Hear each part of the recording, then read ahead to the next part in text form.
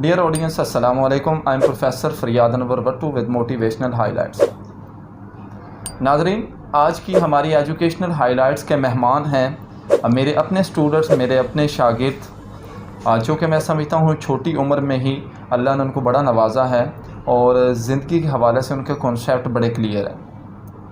नाज़रीन, हम local areas के रहने वाले लोग हैं, हमारे पास कैरियर काउंसलिंग जो है उसके हवाले से हम नहीं जानते होते और पेरेंट्स जो हैं वो बड़ी मुश्किल से जो है हमारे बच्चों के तालीमी अखराजात पूरे करते हैं। जैसे कि मेरे बेटे ज़ीशान नासिर, उनके वालिद साहब, उनकी छोटी सी गारमेंट्स की शॉप है, तो वहीं से वो बच्चों को पढ़ा रहे हैं और बच्चों के अखराजात पूरे कर रहे हैं।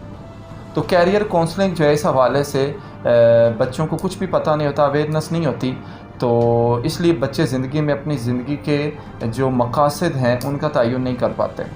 लेकिन ज़ीशान नासिर जो है मेरे लिए इसलिए भी एक काबिल कदर स्टूडेंट हैं और आज उनसे मैंने टाइम लिया और उनको बुलवाया है, क्योंकि ये छोटी उम्र में बच्चा जो अपनी ज़िंदगी के मकासद के हवाले से बिल्कुल वाज़ेह है।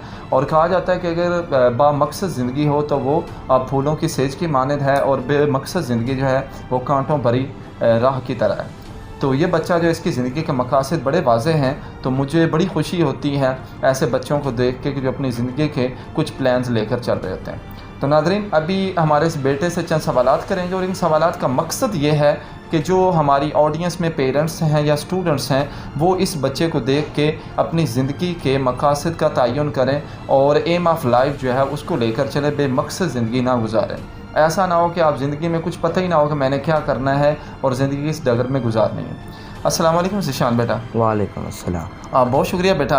आपसे मैं इसलिए आपको बुलवाया है और आपसे बात कर रहा हूँ ताकि आपके जो आइडियाज़ हैं दूसरे बच्चों पे भी वो ट्रांसफ़र हो सकें।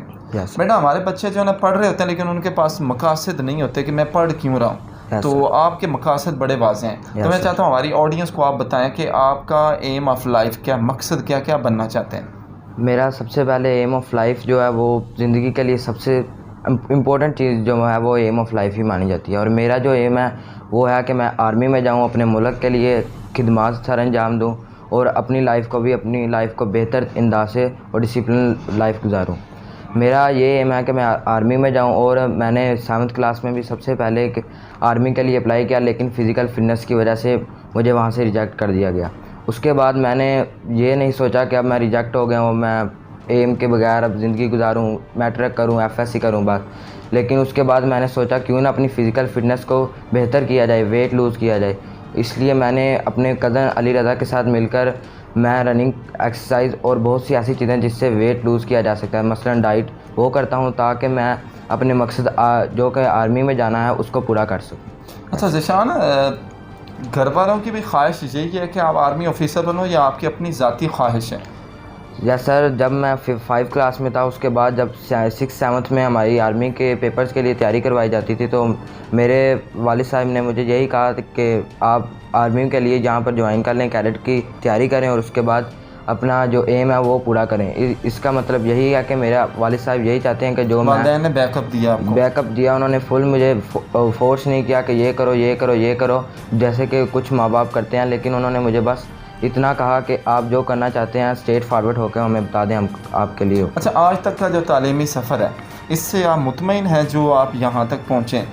सारे जो भी हुआ, जितना मैंने पढ़ लिया, गैरिजन स्कूल से पढ़ा, वो ओके, सब ठीक था, वेल एंड गुड था। लेकिन कैडेट में कुछ मसाइल हुए, प्रॉब्लम्स पेश आई मैथ्स में और कुछ सर ऐसे थे जिनको अभी एक्सपीरियंस नहीं था, वो हमें पढ़ाने आ गए। लेकिन उसके बाद हमने, मेरे सर हैं सर नवीद साहिब, उनकी अकेडमी मैंने ज्वाइन की, उन्होंने वहाँ पर मुझे अच्छे और बेहतरीन उस्ताज़ा दिए जिनकी वजह से मैं आज अपना जो गोल है। गैरिसन कॉलेज जो है वहाँ पर कैडेट्स क्लासेस जो हैं वो स्पेशली करवाई जाती हैं और वहाँ से हर साल 20 बच्चे जो हैं कैडेट्स कॉलेजेस में सिलेक्ट होते हैं। तो वहाँ पर बहुत से असातिज़ा हैं जो काबिल कदर हैं और काबिल सद एहतराम हैं और बहुत काबिल टीचर्स हैं वहाँ पे।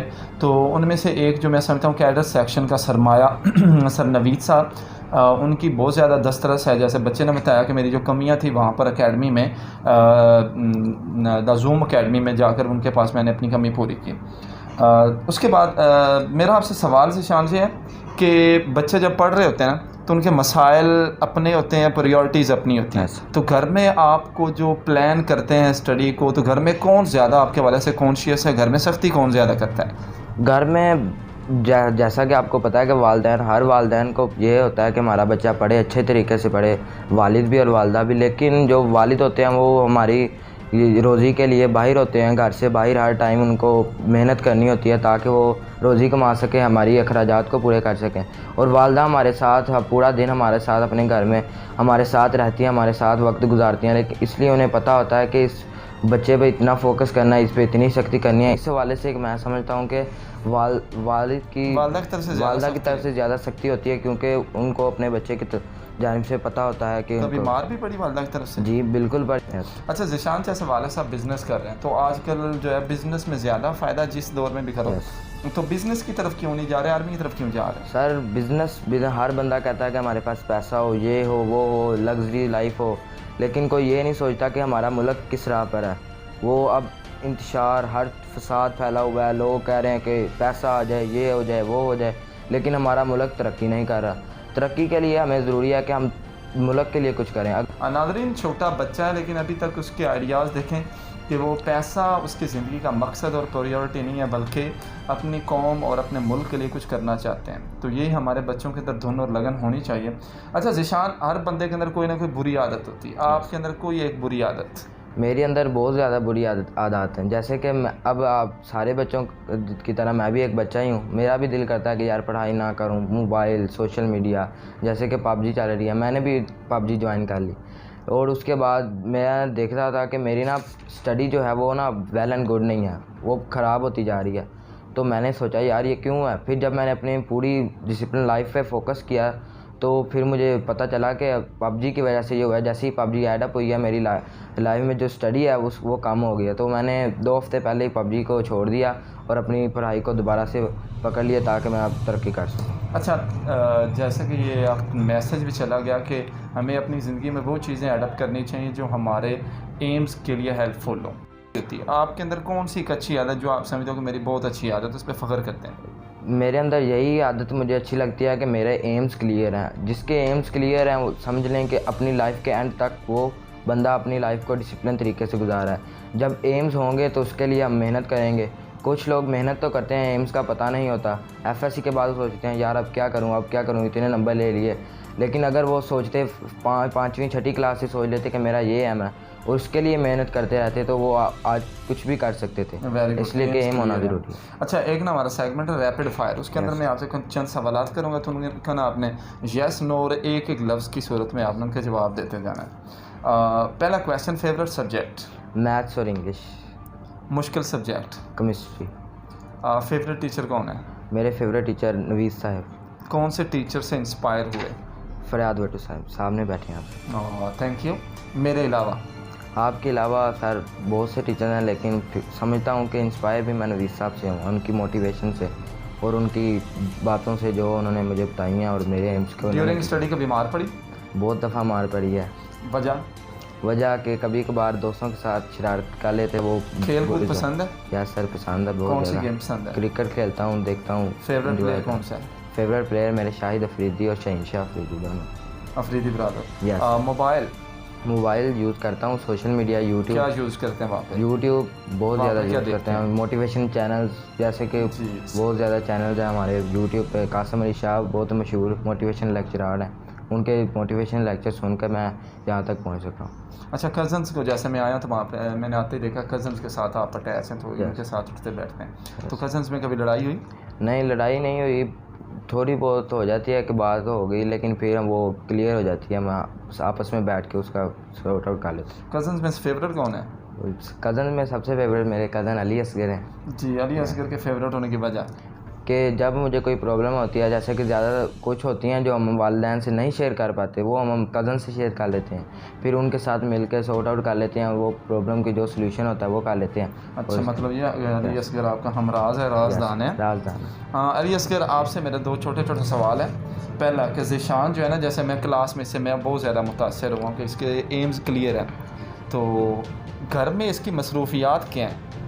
घर में सारे वही मसरूफियात होती हैं जो हर घर में होती हैं। काम करना होता है, एक को ये बड़ा भाई है, सबसे बेटा है इनका, तो बड़ा भाई अभी है, तो ज़्यादा काम इससे देखने पड़ते हैं। और ज़्यादा काम इसलिए देखने पड़ते हैं, सिस्टर वगैरह को अकेडमी अगर छोड़ना जाए तो इससे जाना पड़ता है साथ में, और अगर कोई भी शॉप से कुछ भी लाना हो तो साथ में इसे भेजना पड़ता है, क्योंकि बाकी तो 2 छोटे हैं। मतलब बात घर में मानते हैं कि नहीं मानते हैं? बात मान लेता है, कभी कभी नहीं मानता, क्योंकि वो डर भी होता है एक मम्मा का भी, क्योंकि मामा से मार भी पड़ सकती है इससे, इसलिए फिर माननी पड़ती है। कभी मार पड़ते देखा आपने? हाँ, काफ़ी दफ़ा देखा, क्योंकि कज़न जो है एक दफ़ा घर भी जाना। छुड़वाते हैं या फिर खुद ही अपनी खैर मनाते हैं? नहीं, वो कह देते हैं छोड़ दें, आइंदा से नहीं करेगा, बस यही कह देते हैं, फिर वो मान लेती हैं वो भी। जी शुक्रिया अली बेटा। ज़ीशान बेटा, मैं ना आपकी तरफ से चाहूँगा कि हमारे बच्चों के लिए आप मैसेज ज़रूर दें कि जो आप अपनी लाइफ की रूटीन बनाई हो तो बच्चों को किस तरह से लाइफ गुजारनी चाहिए। मैसेज यही है कि एम्स क्लियर हों, क्योंकि एम्स के बिना पर ही हम सब कुछ कर सकते हैं। एम्स के बाद ही कुछ है, अगर एम्स नहीं है तो कुछ नहीं है। आपको पता है कि हमने वहाँ तक जाना है, जब आप चलते जाएंगे और ये पता ही नहीं कहाँ जाना है, तो फिर आप एक दिन ऐसा आएगा भटक जाएंगे, कहेंगे यार मैंने इतनी मेहनत की, इतना कुछ किया, इतने नंबर्स लिए, ये किया वो किया, पर्सनालिटी अपनी बनाई, लेकिन एम्स नहीं रखा, और आज मैं क्या कर रहा हूँ। मुझे ये छोटी सी घर वाले ने दुकान ले दिया, मैं इतना पढ़ने वाला बच्चा, मुझे सर कहते थे कि तुम बहुत अच्छे हो, ये हो, और मेरे से जो पीछे थे जिनके एम्स से कम नंबर थे, वो आज कोई बिज़नेस कर रहा है, कोई किसी शोबे में, कोई किसी शोबे में। इसलिए कि सबसे पहले अपने एम्स क्लियर करें, उसके बाद आप अपने उनके लिए मेहनत करें और उनको अचीव करें। यही मेरा बेटा बहुत शुक्रिया, थैंक यू, आपने टाइम दिया। नादरीन, इस बच्चे की गुफ्तगू से आपको एक अंदाज़ा हो गया कि अभी 9th क्लास में बच्चा है, लेकिन अभी से ही उसके टारगेट्स हैं बड़े वाजे हैं। तो बच्चों से भी रिक्वेस्ट ये है कि अपने टारगेट्स वाजे करें कि आप ज़िंदगी में करना क्या चाहते हैं, बनना क्या चाहते हैं। ये थोड़ी सी मुख्तसर सी ज़िंदगी है, तो इसको प्लान्स के थ्रू, अपने गोल्स के थ्रू लेके जाएं। और वालिदैन से भी रिक्वेस्ट ये है कि जैसे इस बच्चे ने बताया कि वालिद साहब जो है छोटा सा बिज़नेस गारमेंट्स का की शॉप है, लेकिन जब उन्होंने इसकी इंटरेस्ट देखी बेटे की, तो इंटरेस्ट उन्होंने देखा कि स्टडी में है और अपने एम्स बच्चे के क्लियर हैं, तो उन्होंने बच्चे को बैकअप किया और उसके साथ मिलकर वो जो इसके गोल्स हैं उनको हासिल करने के लिए वो सरगर्दा हैं। और पेरेंट्स में जैसे बता रहे हैं बच्चे कि हमारे घर में भी हमारे ऊपर ध्यान रखा जाता है कि बच्चे किसी तरह की नेगेटिव एक्टिविटी में इन्वॉल्व ना हो, तो बच्चों का ध्यान रखें, लेकिन बच्चों के जो अपनी इंटरेस्ट है उसके लिए, उसके हवाले से बच्चों को काम करने दें, और बच्चे जो हैं स्पेशली अपनी ज़िंदगी के मकासद और एम्स जो है उनका तयन ज़रूर करें। नादरीन, इसी के साथ इजाज़त चाहेंगे, अल्लाह हाफ़िज़।